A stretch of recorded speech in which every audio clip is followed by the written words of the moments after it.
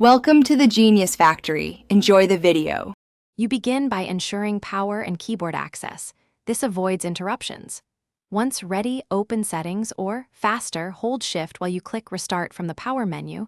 This forces the recovery environment. From the blue options screen, select Troubleshoot, then Advanced Options, and finally Startup Settings. This reveals boot modes. You do this because Safe Mode disables non-essential drivers and services, making diagnosis simpler. Make sure to note any error messages shown now, so you can reference them later. Once the Startup Settings list appears, you press Restart to present numbered boot choices. This step initiates the change.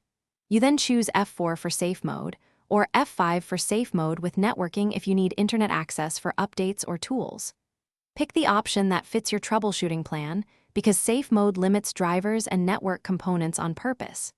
If you require file or driver access, consider Safe Mode with networking. Otherwise, use plain Safe Mode to minimize variables and isolate the issue. You log in and confirm Safe Mode by the corner label. This reduced environment helps you run scans and rollback safely.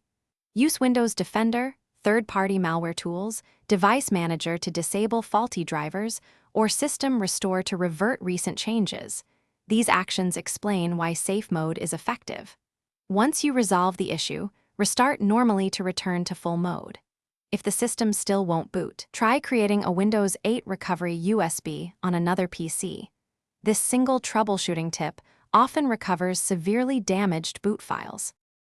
Thanks for watching. If you found this helpful, don't forget to like and subscribe.